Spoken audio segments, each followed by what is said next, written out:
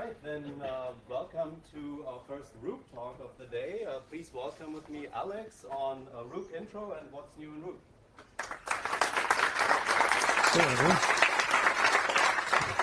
Thank you.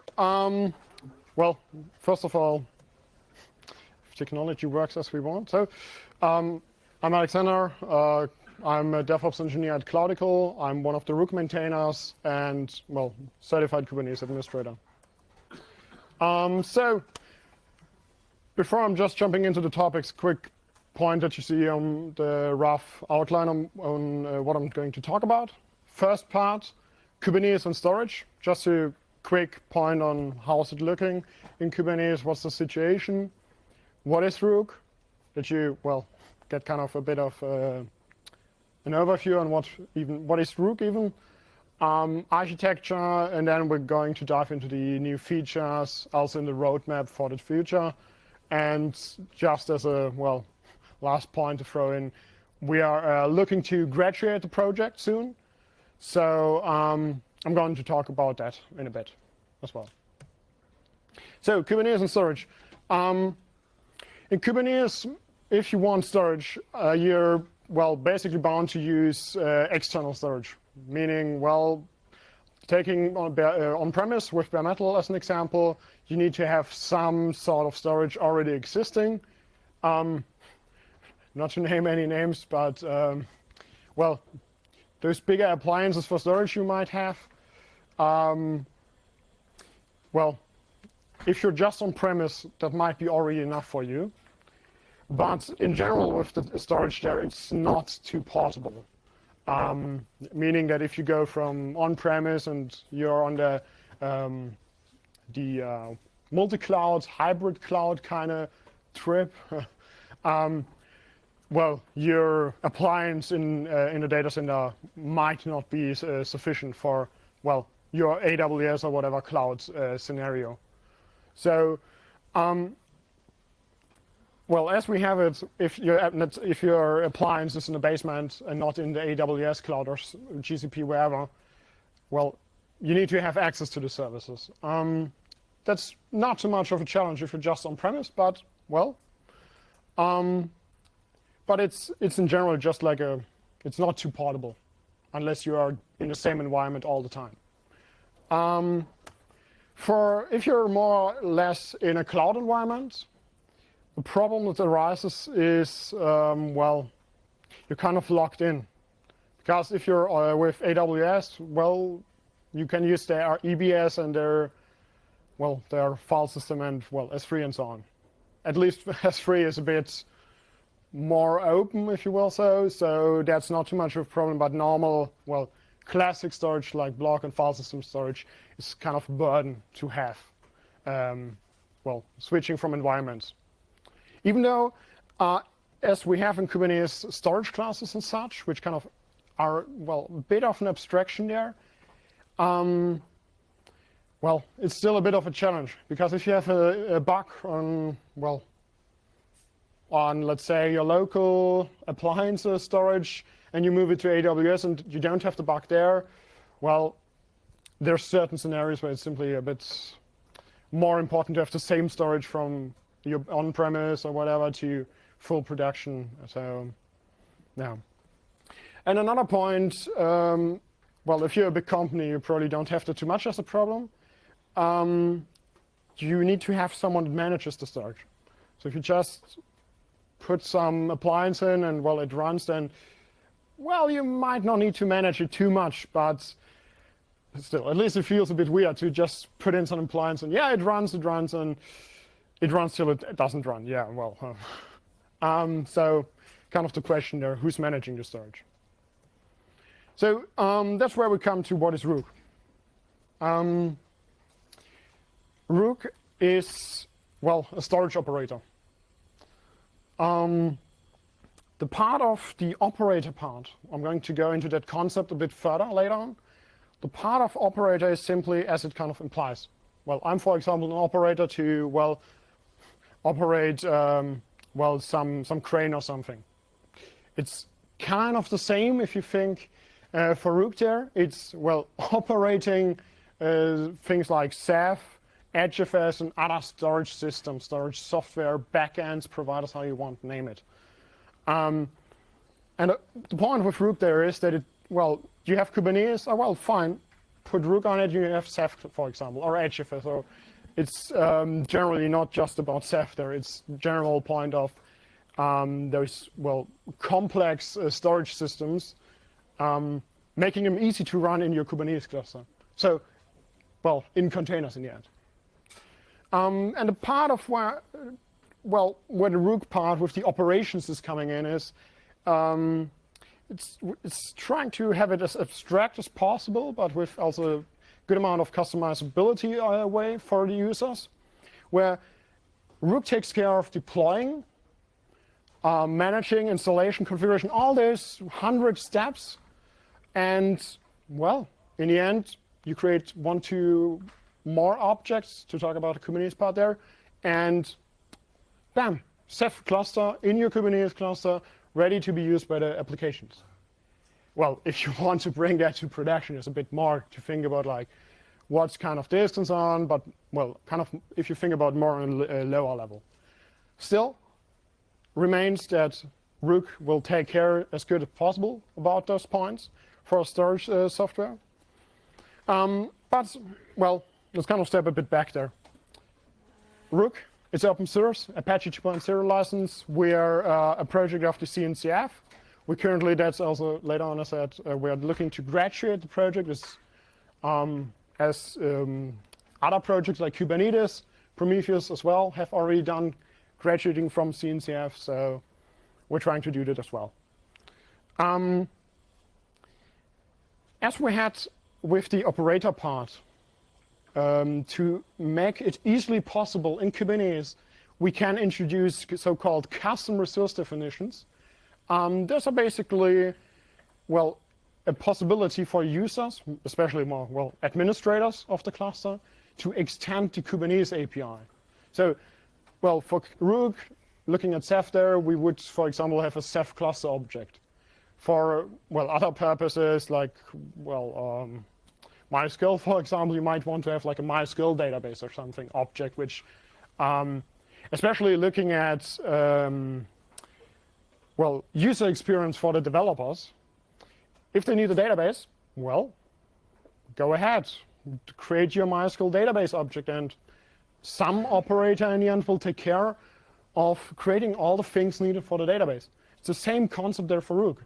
The admin, hopefully not just all the users on the cluster, creates a Ceph cluster object, and based on the specifications in that object, Rook will take care of, for example, for Ceph, to create OSDs from the disks in the servers, will discover them, and create the command structures and all needed to, for example, then tell Ceph volume to use those and those disks based on these specifications.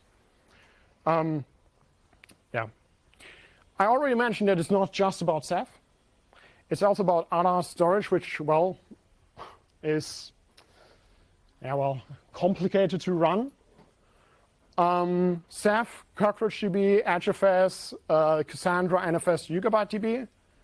Kind of shout out to the UGBDB people. They just joined with version 1.1. Great people. And the idea is to grow that even further. So it's not just as like Ceph or something. The idea is that in a broader sense, I have my on-premise, for example, I create my Ceph cluster using the Rook Ceph operator, and I need a UGBDB. And I create it and just, for example, tell it to use as normal Kubernetes flow to claim, persistent volume claims is a keyword there, the storage, for example, from the Ceph cluster, because why not? Going to the architecture. There's in itself 3 layers. You have the operator layer. It's, managing the Ceph, it's configuring it, but the main point to mention, it's not on the data path. So there's no, my one operator pod right now is down, so, oh no, everything's halting, I/O stopped, and that's not gonna happen.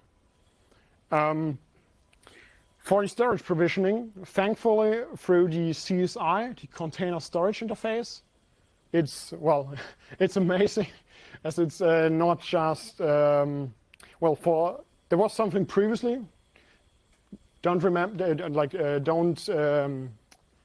well, it's not too important, it's flex volume.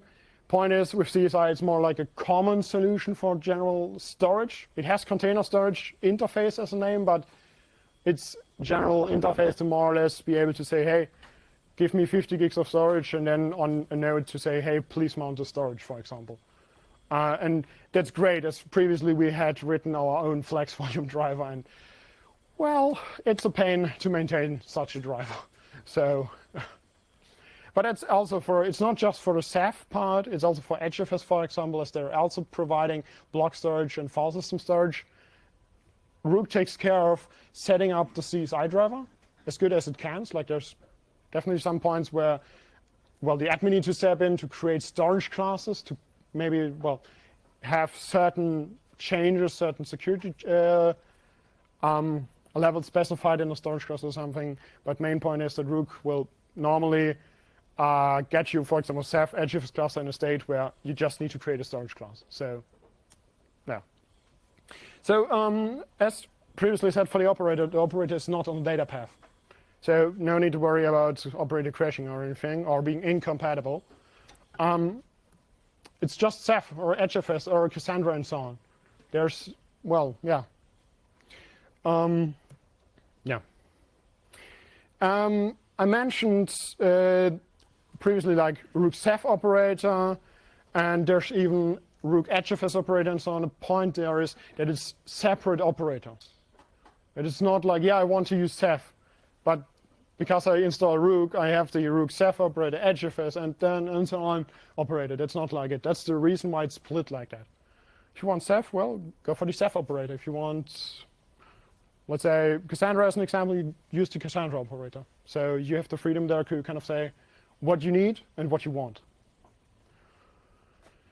So yeah, well, as said, we have the Rook operators that do the management, configuration, upgrades and stuff of the software from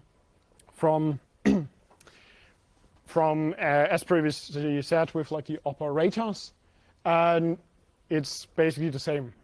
The operator is simply, well, automating certain actions which normally a human would need to do, or well, maybe even another automation tool like, well, Ansible or something. So. Yeah. Coming back to the custom object, if you create a Ceph cluster and say, hey, I want to use, for example, well, my SDB drive or something, or maybe my, well, you add a new disk in that definition and say, well, use my SDC disk as well. The Rook operator will take care based on that, and well, we'll see, okay, the state changed, and act on that. We'll trigger all the things needed, all the preparation jobs, for example, for the OSDs, and you will hopefully in a few, well, let it be a minute. Sometimes LVM and so on takes a bit of time, at least for the Ceph volume part there. But yeah, so in the end, operator watching over everything, seeing, oh, state changed, I need to do something, and even kind of like health checking to a certain point, where it's like, oh, we can't upgrade now because the status of the Ceph cluster right now says we have data, well, OSDs down or something like that, too many or so. So there's parts where the operator kind of tries to also throw in a good amount of knowledge from the people that run Ceph cluster, or even the, well, more or less also the developer of Ceph, where, for example, there's like a, what is it called? Ceph save to stop, I think, and save to remove command and such. And that's parts where Rook also tries to, where we're more and more also moving there, to use the Ceph native parts to, well, have the cluster operate as safe as possibly. So from the Rook part, operator part again, which is simply is the Kubernetes API. There's not too much magic involved. It's just normal power of Kubernetes. Nothing, well, too special there to say. As I said, it's managing upgrades and such. It's trying to do them as already for like Ceph and so on as, well, stateful if you want. Yeah. So coming back to your customer resource definitions. So we have those customer resource definitions, and in those, the admin specifies what they want. They can specify one device after another.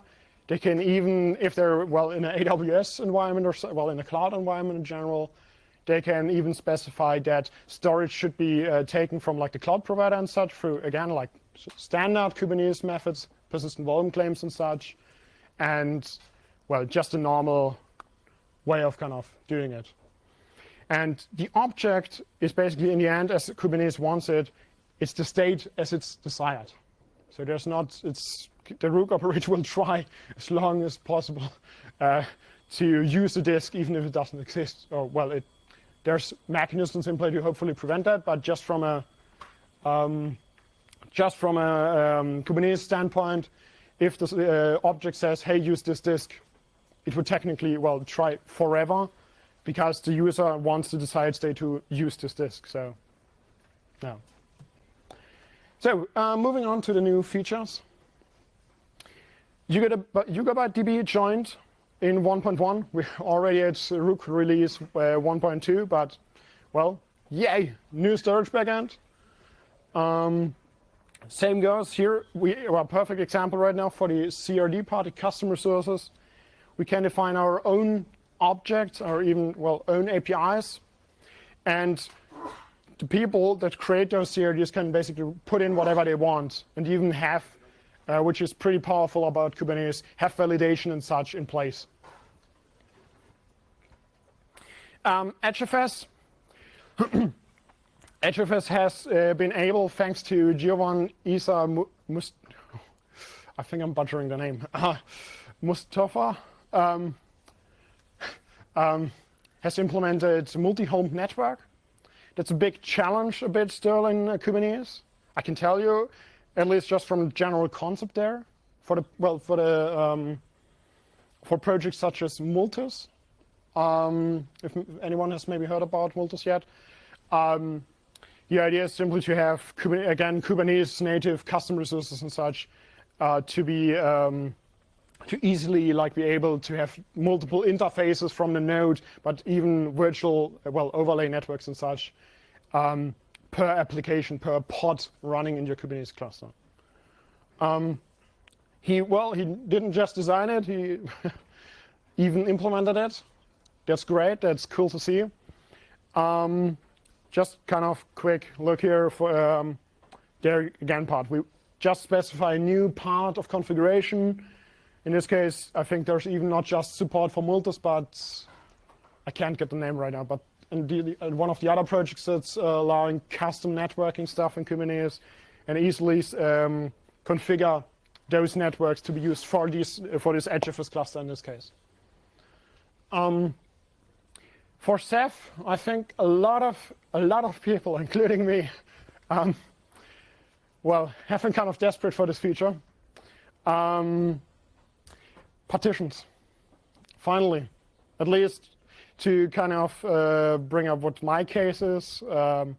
Maybe, who knows Headsnap hosting provider? Anyone, maybe? Oh, they have cheap servers, but you have 2 disks most of the time. And those disks are most of them like 4 terabytes, 8 terabytes or something big. And if I have my OS on one of them, I basically lose the whole disk, because previously I couldn't use a partition, which, I would 100 gigs maybe for the OS and the rest for Ceph, because why not? And finally, I think since with the upcoming, I'm not sure if it's already out, the 14.28 release though, that is available as a feature to use. It's great to see. It's awesome. So big thanks for everyone that's contributing, helping, being on the Slack. Also thanks for being here. So for the roadmap, we just try to further stabilize the custom resource definitions, try not to, change them too much, as we are on a stable level for Ceph and HFS, for example, right now.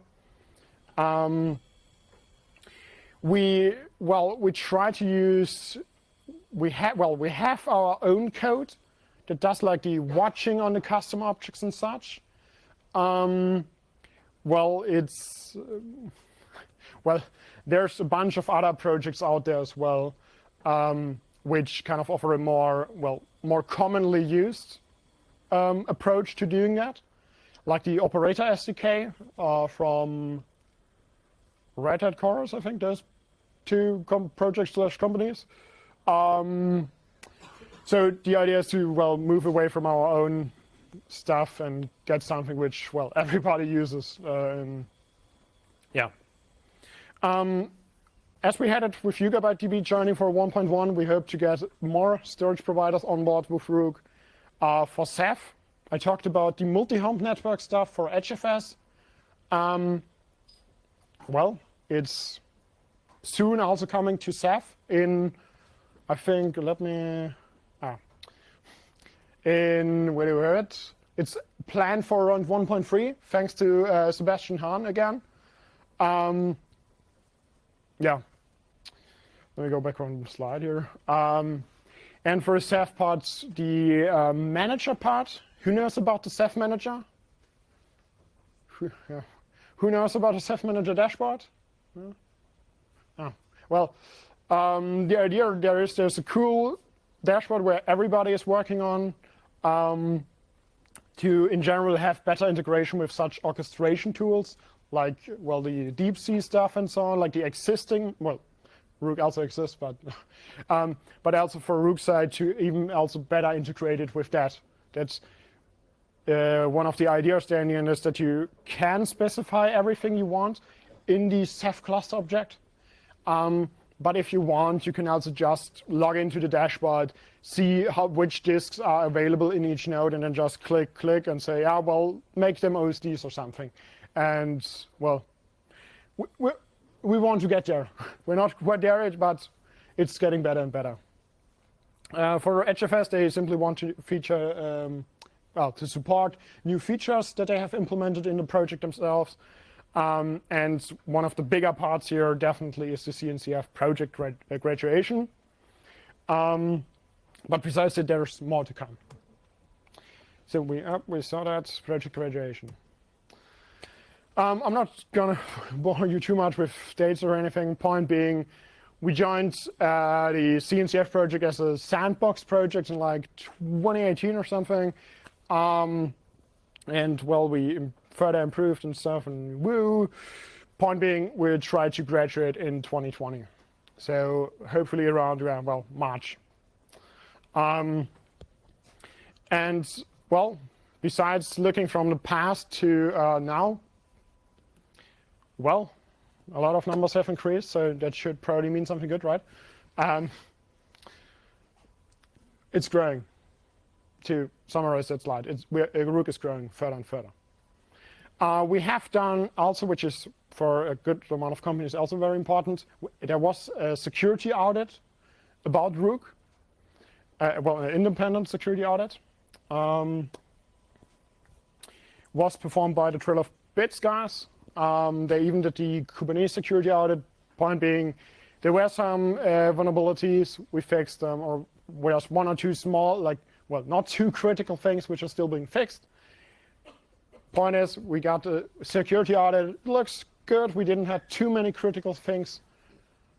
In general, just like the core infrastructure stuff, we need to improve a bit on the CI part and such, and so, should you run Rook already? Who's running Rook? In development or so, testing around, playing with it? Okay. Who is running it in production? At least a few hands. I'm happy about that. If you want, I would really encourage you to get in touch with me, maybe now, or you can also just send Jared Watts a message on Slack or on Twitter, and kind of talk to him that we get a bit more what is called, not customer testimonials, but testimonials about people using the project and using it simply. And for people that might not be able to say, hey, yeah, we're using it, it can also be confidential. So, Well, I'm working for Cloudical. Just as a point, if you want to work on Rook, like to program Go or something, feel free to reach out to us or to me. But now, getting back to Rook. If you want to get involved, feel free to jump on our Slack. Rook.io is also a great place in regards to the documentation and such. Twitter, we even have a mailing list. We have community meetings, so feel free to join. And yeah, you got the photo? Thank you.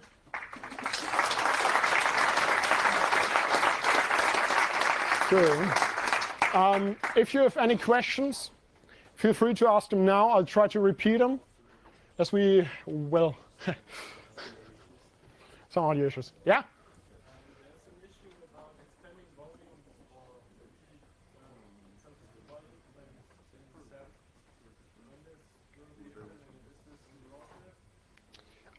So the question is that there's an issue about extending persistent volumes / persistent volume claims with Ceph CSI, right?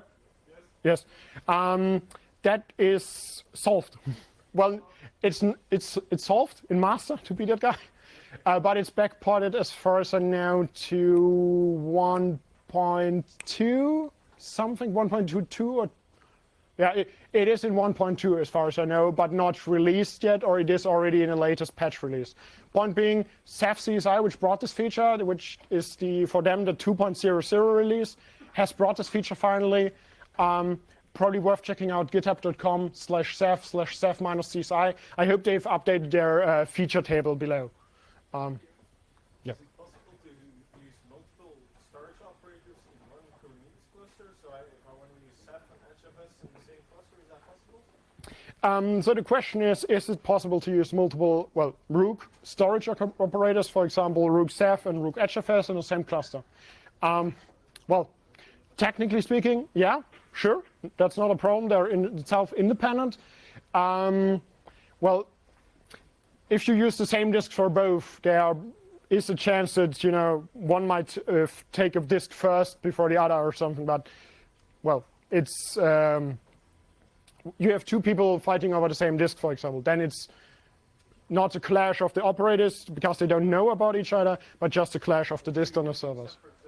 Yeah, if you separate like what nodes they use, then it shouldn't be too much of a problem. Yeah, it's like same with if you use Ceph and the Cassandra one, you don't need to use the Ceph one. In the end, it's just normal persistent volume claim storage, and if you separate and so it's yeah. How far is the operator, or how far you want to bring it in? For example, supporting day 2 operations. I'm thinking about the different phases that an operator can have, from phase 3 with all backup and recovery, from phase 5. So how is currently the Rook operator in this sense, and how is it evolving? So the question is, let me try to summarize it. How far Rook operators will go in regards to second-day operations, right? Well, one of the main parts there, at least, is already covered by the operators. For example, for Ceph, that's well the most common I know there is the health checking of the monitors. Because, well, you don't want to lose your quorum. Bad things will happen then.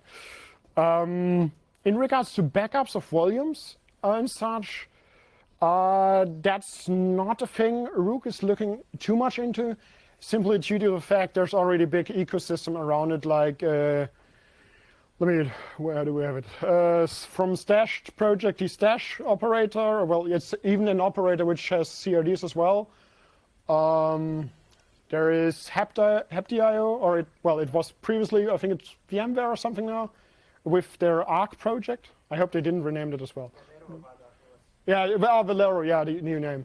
And there's a few more projects, some even more on the Ceph layer, if you want for Ceph, for example, like Becky 2, I think. It's secondary operations, but it's something just due to the diversity there in. Do you want it in Kubernetes, fancy with custom resource definitions, or more outside, just back up everything, for example?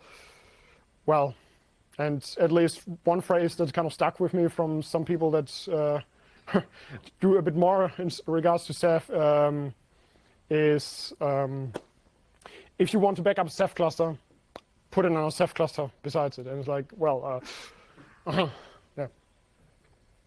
Yeah?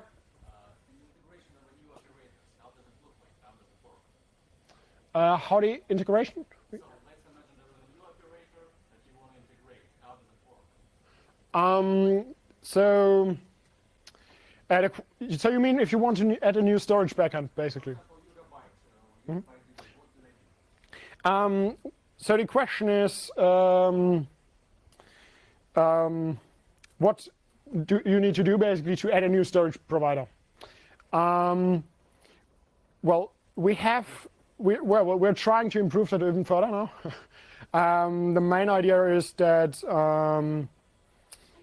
we have a lot of framework-like structures, to call it like that. It's not yet at I would say full-blown framework for that, but there's basically certain structures already available where you design your customer source definition, and to put it like that, you can copy and paste certain parts of the code, which, for example, just do the easy part of watching and notifying your own functions then to, on ads, like a new object has been created, you react to it and such.